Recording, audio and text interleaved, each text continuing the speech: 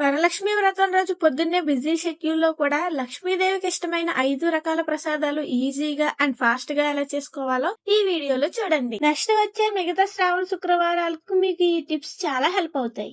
ఈ వీడియోలో పులిహోర, గారెలు, రవ్వ కేసరి, పాలన్నం అండ్ ఆరిది చేస్తున్నాను.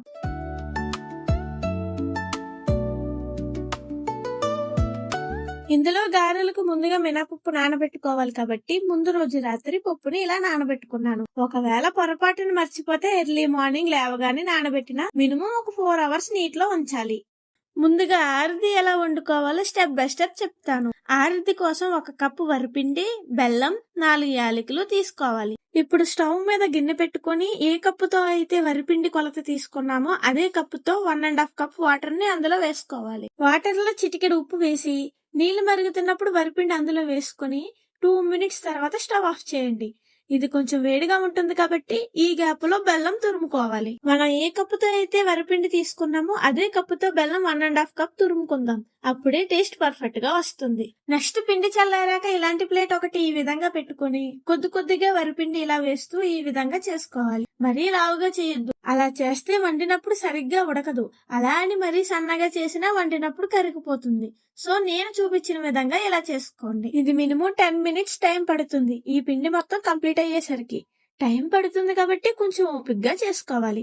అలాగే మొత్తం ఈ విధంగా మాత్రమే కాకుండా లాస్ట్ లో ఇలా కొద్దిగా చిన్న వండల్లా చేసుకుంటే బాగుంటుంది. ఇప్పుడు స్టవ్ మీద గిన్నె పెట్టుకుని అందులో 3 కప్స్ వాటర్ వేసుకోవాలి. తరువాత అందులో 1.5 కప్ బెల్లం వేసుకుని ఈ విధంగా కలపండి. బెల్లం పాకం అవనవసరం లేదు, జస్ట్ అందులో కరిగితే చాలు. నెక్స్ట్ యాలకులు ఈ విధంగా దంచుకోండి. అలా పొడి చేశాక అందులో వేసేయండి.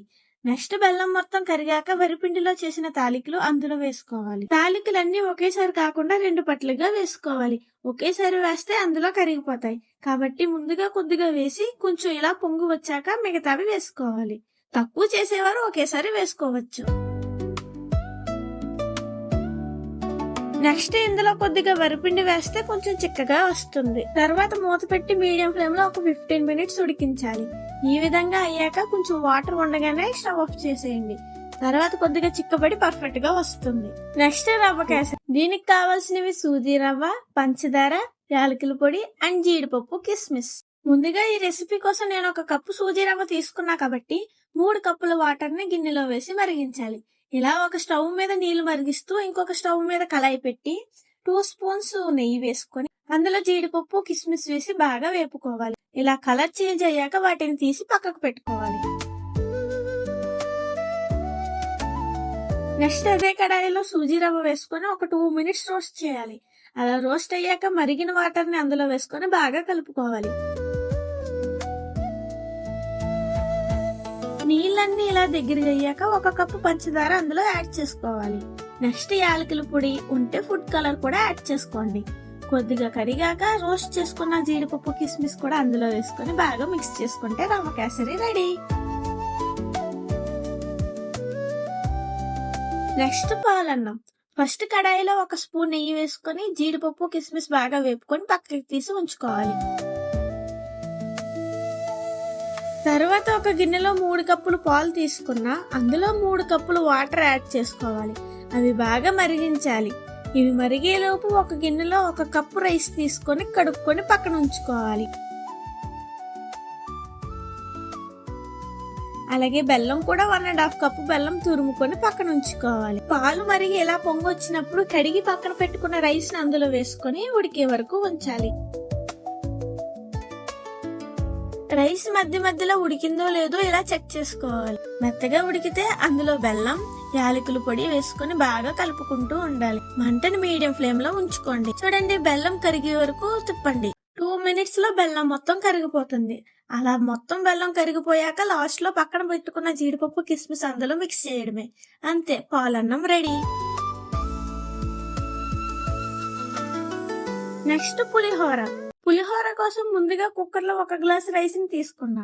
రైస్ ని శుభ్రంగా కడుక్కొని 1 గ్లాస్ రైస్ కి 2 గ్లాసుల వాటర్ యాడ్ చేసుకుని రైస్ కుక్కర్ లో పెట్టి 3 విజిల్స్ వేయించాలి. విజిల్స్ అయ్యేలోపు పులిహోరకి కావాల్సిన తాలింపులు తీసుకుందాం.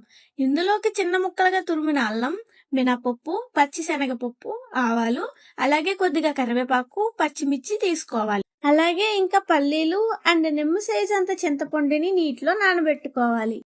రైస్ ఆవిరి తగ్గాక ఇలా ఒక గిన్నెలోకి తీసుకోండి. ఇప్పుడు స్టవ్ మీద కళాయి పెట్టి ఆయిల్ వేసుకొని ఫస్ట్ పల్లీలు వేసి బాగా వేపాలి. అలా వేగాక తాలింపులన్నీ వేసుకొని వాటిని కూడా బాగా మిక్స్ చేసి అల్లం పచ్చిమిర్చి కూడా వేసుకొని ఇలా కలుపుతూ ఉండాలి. ఇప్పుడు ఈ తాలింపులు పక్కన పెట్టిన వేడి అన్నంలో వేసుకొని ఈ మాదిరిగా కలుపుకోవాలి.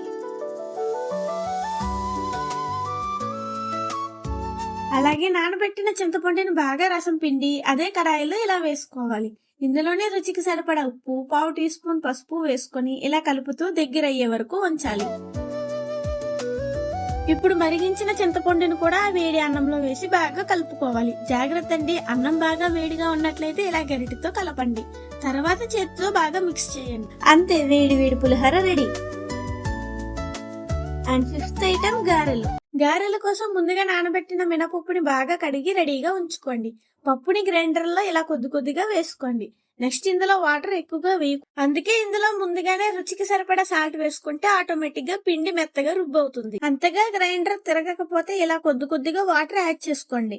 ఎందుకు ఎక్కువగా వాటర్ వేయొద్దు అంటున్నానంటే వాటర్ మరీ ఎక్కువైతే గారెలు నూనె ఎక్కువగా పీల్చేస్తూ ఉంటాయి. పిండి ఈ మాదిరిగా అయ్యాక పక్కకి తీసుకోండి.